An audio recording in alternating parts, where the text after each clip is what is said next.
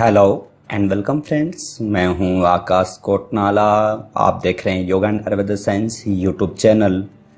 दोस्तों, आज फिर से न्यू टॉपिक लेकर के मैं आप सभी के बीच उपस्थित हूं।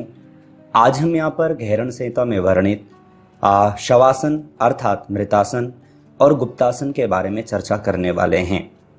इससे पूर्व आसनों से संबंधित या फिर ग्रंथ से संबंधित या फिर योग के अन्य ग्रंथों से संबंधित आपको चैनल पर 500 प्लस लेक्चर्स दिए जा चुके हैं। आप इन वीडियोस को देख सकते हैं, कुछ नया सीख सकते हैं, किसी भी खास एग्जाम की तैयारी कर सकते हैं।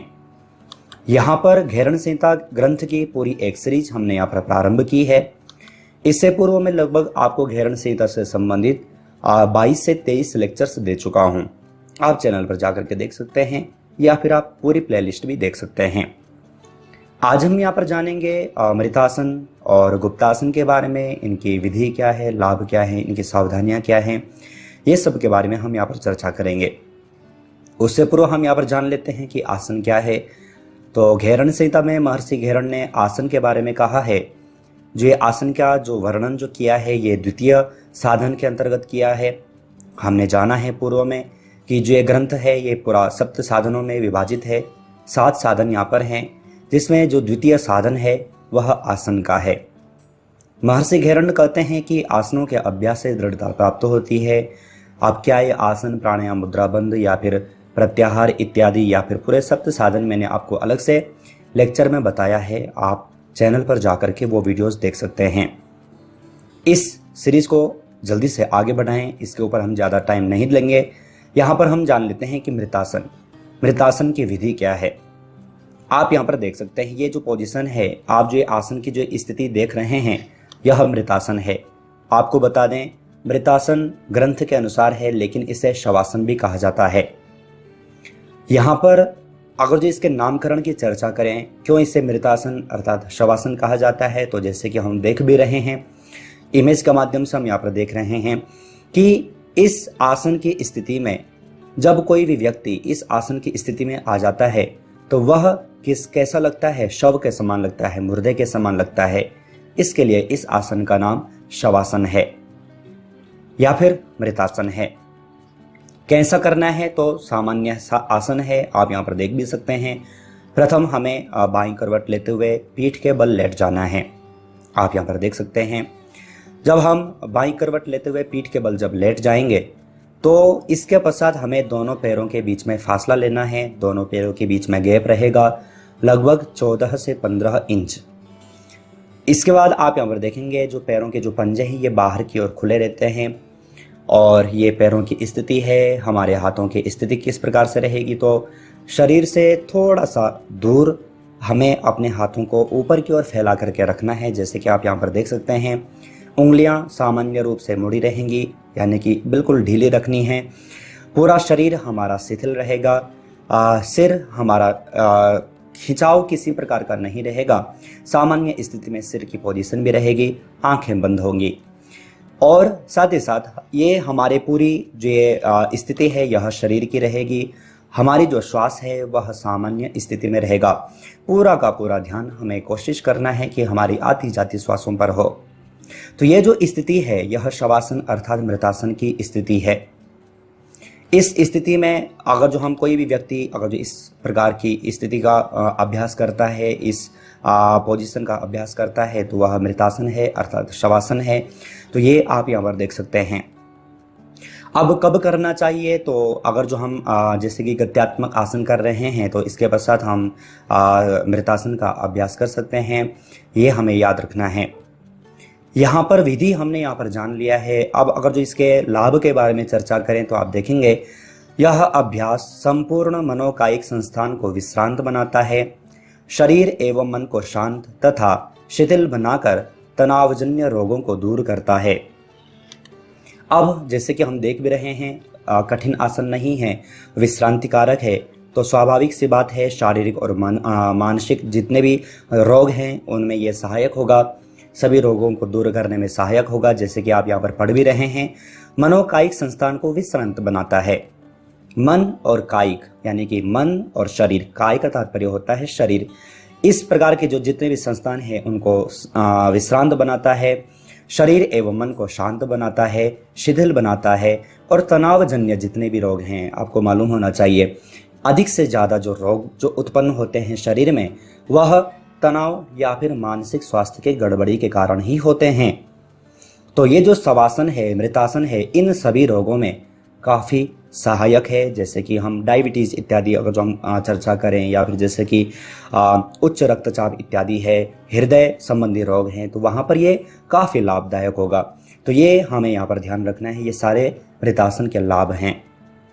अब सावधानियां अगर हम चर्चा करें तो आप जैसे कि देख भी रहे हैं, सामान्य सा आसन है तो कैसा है, विश्रांतिकारक आसन है, तो इसके लिए किसी भी प्रकार की सावधानी की आवश्यकता नहीं है। क्यों? क्योंकि हम सिर्फ एक विश्रांत स्थिति में जा रहे हैं। जैसे कि हमने पूर्व में अन्य आसन देखे थे तो उनमें कुछ सावधानियां बरतना काफ़ी जरूरी है।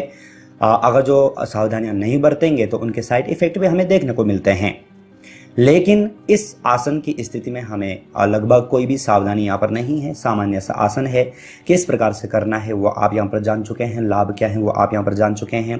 सावधानियाँ लगभग इस दौरान कोई नहीं बरतनी, बस आपको किस प्रकार से करना है वो आपको ध्यान में होना चाहिए, जो मैं आपको यहाँ पर बता चुका हूँ। तो ये हमने यहाँ पर मृतासन अर्थात शवासन को यहाँ पर जान लिया। नेक्स्ट जो दूसरा जो आसन है इसको भी हम यहाँ पर देख लेते हैं।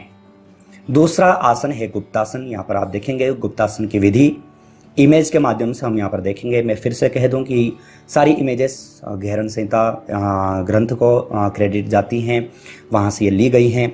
ये जो स्थिति है ये गुप्तासन की स्थिति है। आप देखेंगे प्रथम हमें दोनों पैरों को सामने की ओर फैला करके दंडासन में आ जाना है। इसके पश्चात हमें बायां घुटना मोड़ता हुआ, प्रथम हम बायां घुटना को मोड़ेंगे, या फिर हम दायां भी मोड़ सकते हैं, दोनों में से किसी को भी।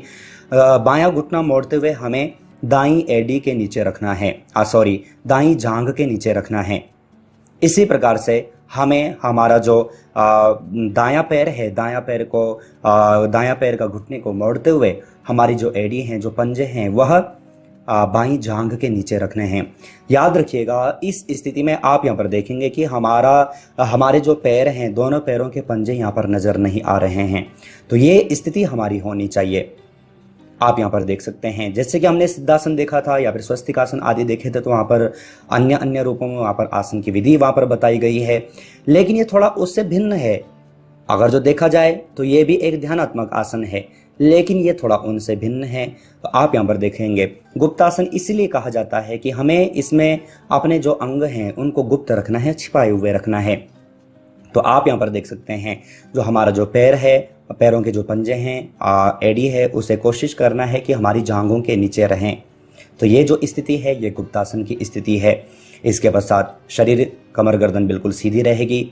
दोनों हाथ किसी भी ध्यानात्मक मुद्रा में, जितनी भी जो मुद्राएं हैं, जो ज्ञान मुद्रा है या फिर जितनी भी ध्यानात्मक मुद्राएं हैं उसमें रहेंगी। आंखें हमारी बंद रहेंगी। तो ये जो सामान्य स्थिति है यह गुप्तासन की स्थिति है, आप यहाँ पर जान चुके हैं।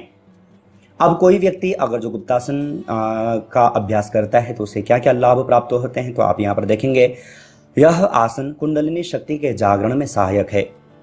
साथ ही कटी प्रदेश या फिर श्रोणी प्रदेश व आमाशय के अंगों में सामंजस्य लाता है। याद रखिएगा जितने भी लाभ हमें सिद्धासन के अभ्यास से प्राप्त होते हैं वो सभी लाभ इस आसन के अभ्यास से भी प्राप्त होते हैं।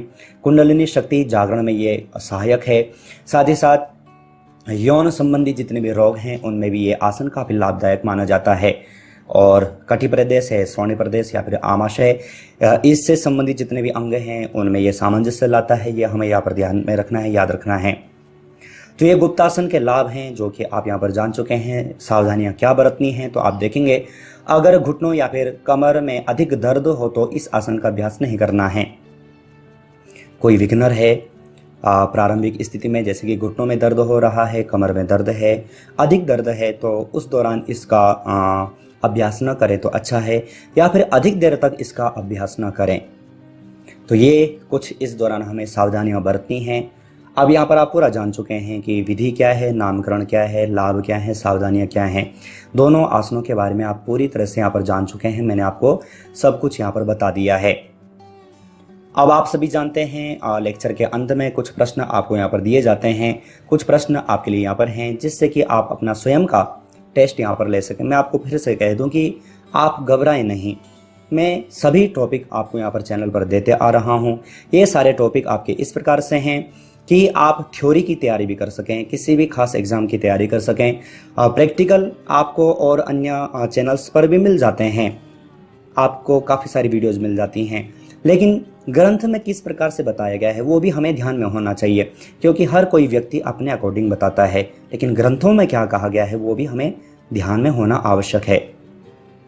अब कुछ प्रश्न आपके लिए यहाँ पर हैं, जिन प्रश्नों के सही आंसर आपको यहाँ पर वीडियो के कमेंट बॉक्स में भेजने हैं। प्रथम प्रश्न आपके लिए है, निम्न में से घेरण संहिता में किस आसन का वर्णन है? गौमुखासन, मुक्तासन, उपरोक्त दोनों, कोई नहीं। तो कौन कौन से आसन घेरण संहिता में वर्णन किया गया है आपसे पूछा गया है। आप सही आंसर छांट करके वीडियो के कमेंट बॉक्स में भेजिएगा। घेरण संहिता के अनुसार 32 आसनों के बारे में मैं आपको बता चुका हूं, आपने वो लेक्चर देखा होगा, आप सही आंसर यहां पर भेज पाएंगे। द्वितीय प्रश्न की ओर चले। निम्नलिखित में से मृतासन किस रोग में लाभदायक है? शारीरिक, मानसिक, उपरोक्त दोनों, कोई नहीं। तो मृतासन का अभ्यास किन किन रोगों में लाभदायक है आपसे पूछा है। आप सही आंसर छांट करके वीडियो के कमेंट बॉक्स में भेजिएगा। तीसरे प्रश्न की ओर चलें। निम्नलिखित में से मृतासन का एक अन्य नाम है? शवासन, मुक्तासन, उपरोक्त दोनों, कोई नहीं। तो मृतासन को अन्य किस नाम से जाना जाता है आपसे पूछा गया है। आप सही आंसर छांट करके वीडियो के कमेंट बॉक्स में भेजिएगा। आप यहाँ पर जिस प्रकार से प्रश्न आप यहाँ पर देख रहे हैं, इसी प्रकार से प्रश्नोत्तरी सीरीज की चैनल की ओर से 3 बुक पब्लिश की जा चुकी हैं। तीनों ग्रंथ योग ग्रंथों से संबंधित हैं। तीनों में आपको योग के 10 से 20 ग्रंथों से संबंधित MCQ मिल जाते हैं। एक में आपको 500 प्लस, एक में आपको 1000 प्लस, एक में आपको 1500 प्लस MCQ मिल जाते हैं। आप तीनों बुक्स में से कोई भी बुक डाउनलोड परचेस करना चाहते हैं तो आप वीडियो का कमेंट बॉक्स, वीडियो का डिस्क्रिप्शन बॉक्स चेक कर सकते हैं। चौथे प्रश्न की ओर चलें। निम्न में से गुप्तासन नहीं करना चाहिए? निम्न रक्तचाप में, कमर दर्द में, उपरोक्त दोनों, कोई नहीं। तो किस दौरान हमें गुप्तासन का अभ्यास नहीं करना है आपसे पूछा गया है। आप सही आंसर छांट करके वीडियो के कमेंट बॉक्स में भेजिएगा। सब कुछ मैं आपको यहाँ पर बता ही चुका हूँ। तो आज हमने यहाँ पर घेरण संहिता का एक न्यू टॉपिक यहाँ पर हल किया है, इसे जाना है, समझा है। आशा है आप अच्छे ढंग से समझ चुके होंगे। ये लेक्चर आपके लिए यूजफुल रहा होगा। अगर जो लेक्चर यूजफुल था तो आप लाइक ज़रूर कीजिएगा। साथ ही साथ व्हाट्सएप और फेसबुक के माध्यम से अपने फैमिली फ्रेंड्स लोगों तक जरूर शेयर कीजिएगा। अगर जो आप चैनल से और अधिक जुड़ना चाहते हैं, आप जैसे ही चैनल पर ज्वाइन बटन पर क्लिक करेंगे, आपके सामने चैनल की ओर से 3 प्लान नजर आ जाएंगे। आप कोई भी प्लान चूज कर सकते हैं, किसी भी खास एग्जाम की तैयारी कर सकते हैं। क्या क्या लाभ आपको इन प्लान्स में मिलने वाले हैं वो सब आपको यहाँ पर पढ़ने को मिल जाएगा। तो आज हमने यहाँ पर मृतासन और गुप्तासन के बारे में जाना, लाभ, विधि, सावधानियों के बारे में जाना। इसी प्रकार से न्यू टॉपिक, न्यू लेक्चर्स आपको यहाँ पर दिए जा रहे हैं, दिए जाएंगे। लेकिन तब तक आप अपना और अपनी फैमिली का बहुत ख्याल रखिएगा। बाय।